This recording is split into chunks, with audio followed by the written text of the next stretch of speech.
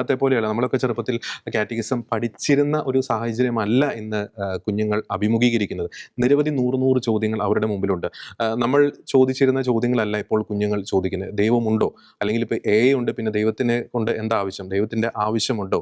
ഈ സഭ എന്തിന്? നമുക്കറിയാം, ഇപ്പോൾ ധാർമ്മികമായിട്ടുള്ള പല വിഷയങ്ങളും നൂറ് സംശയങ്ങൾ അവരുടെ ഉള്ളിലേക്കുണ്ട്. കാരണം അവരെ സംബന്ധിച്ചിടത്തോളം ഈ പറയുന്ന ഇൻഫർമേഷൻ്റെ വലിയൊരു പ്രളയത്തിലേക്കാണ് ഈ കാറ്റഗിസം ക്ലാസ് കഴിഞ്ഞ് അവർ സ്കൂളിലായിക്കോട്ടെ അല്ലെങ്കിൽ വീടുകളിലായിക്കോട്ടെ കൂട്ടുകാരുടെ അടുത്ത് ഇൻഫർമേഷൻ്റെ വലിയൊരു പ്രളയത്തിലേക്കാണ്, അല്ലെങ്കിൽ ധാർമ്മികമായിട്ടുള്ള അഭിജയങ്ങൾ വലിയൊരു പ്രളയത്തിലേക്കാണ് അവർ ഇറങ്ങിച്ചെല്ലുന്നത്. അതിൽ തെറ്റേത് ശരിയേത് എന്ന് ഗ്രഹിക്കുവാൻ അവർ പലപ്പോഴും ഒരു കൺഫ്യൂസിംഗ് ആയിട്ടുള്ള ഒരു അവസ്ഥ, പലപ്പോഴും ഈ കൺഫ്യൂസിംഗ് ആയിട്ടുള്ള അവസ്ഥ പലരും മുതലെടുക്കുന്നു എന്നതാണ് ഒരു യാഥാർത്ഥ്യം. നമുക്കറിയാം, ഈ പ്രണയക്കണികളും അതൊക്കെ ആയിട്ട് ബന്ധപ്പെട്ട പല വിഷയങ്ങളെ അവിടെ കൃത്യമായിട്ടുള്ള ഉത്തരം അവരുടെ ഭാഷയിൽ അവർക്ക് മനസ്സിലാകുന്ന രീതി, അതിനകത്ത് വലിയ രീതിയിലുള്ള തിയോളജിയോ അല്ലെങ്കിൽ വലിയ രീതിയിലുള്ള ദൈവശാസ്ത്രമോ അങ്ങനെയല്ല, സിമ്പിളായിട്ട് യൂത്തിൻ്റെ ഭാഷയിൽ, അതും ദൈവശാസ്ത്രപരമായിട്ടുള്ള കാര്യം കൃത്യമായിട്ടും അവരെ കൺവേ ചെയ്യുന്ന രീതിയിൽ അത്തരത്തിലുള്ള ഒരു മോഡസ് ഓഫ് ഓപ്പറാൻഡി തീർച്ചയായിട്ടും നമ്മുടെ വേദപാഠ ക്ലാസ്സുകളിൽ നമ്മൾ തീർച്ചയായിട്ടും നടപ്പാക്കേണ്ടിയിരിക്കുന്നു.